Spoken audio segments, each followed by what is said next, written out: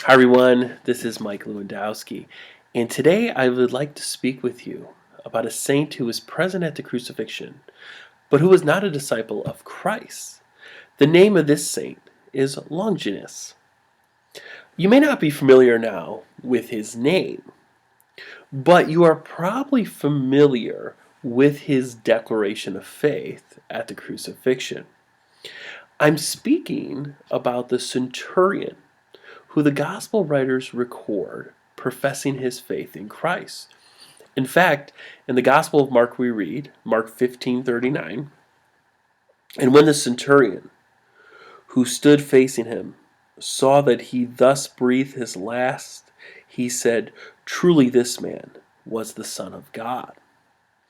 Matthew also, in his gospel, has the centurion, along with others, professing their faith that Jesus was indeed the Son of God. Luke has the centurion professing that Jesus was indeed innocent, or in some translations, was righteous.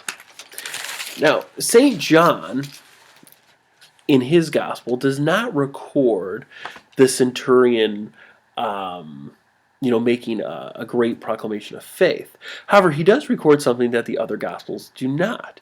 He records a Roman soldier who pierced the side of Christ after Christ had died. And John records how blood and water came forth from the side of Christ. And traditionally in the church, going back to the early church fathers, they always understood the water to symbolize baptism and the blood to symbolize the Eucharist. The soldier who pierced the side of Christ, according to tradition, is believed to be Longinus. And in fact, in one of the stories that comes down to us about his life, we are told that he was actually slowly going blind.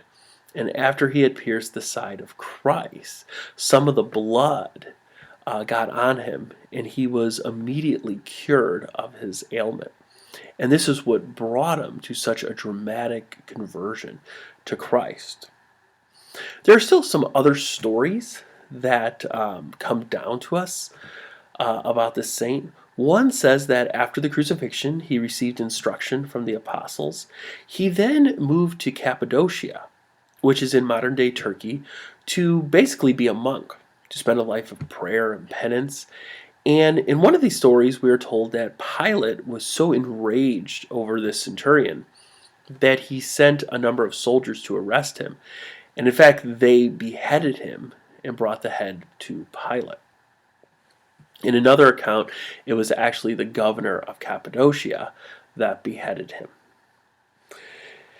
Now, what's interesting, of course, some of these stories, we don't know, all the elements, if all the elements are true. There's a number of things that are veiled in mystery. But I think Longinus is an example of how powerful the mercy of Christ is, and that Christ truly died for all of us, even the worst sinner, even someone like Longinus who was taking part in putting him to death. So God offers all of us his mercy. Let us be like Longinus and respond to that loving invitation and have a joy-filled life of love and happiness with Christ. Thank you.